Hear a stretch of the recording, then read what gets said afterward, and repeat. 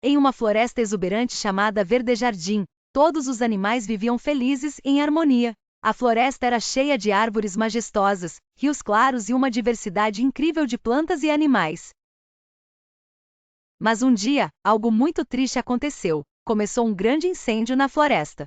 Fumaça, uma pequena raposa curiosa, estava brincando com seus amigos quando sentiu um cheiro estranho.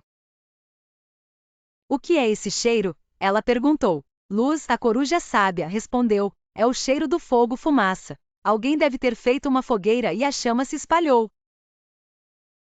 Fumaça e Luz logo perceberam que as chamas estavam se aproximando rapidamente, consumindo tudo em seu caminho. Os animais começaram a entrar em pânico.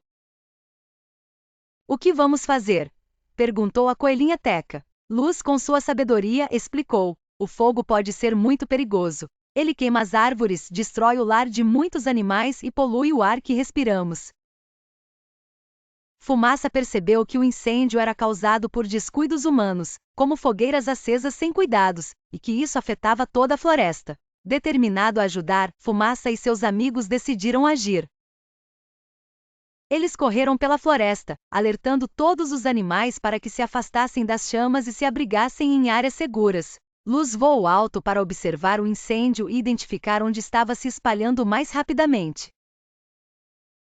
Juntos, eles trabalharam em equipe para combater o fogo, usando água de um rio próximo e formando uma corrente para ajudar a apagar as chamas. Com o esforço conjunto dos animais e a ajuda de humanos que estavam por perto, conseguiram controlar o incêndio. Mas mesmo assim, muitos lugares da floresta estavam danificados. Luz explicou a todos: devemos aprender com isso. É importante cuidar do nosso meio ambiente e ser responsáveis com o fogo para que possamos proteger nossa floresta.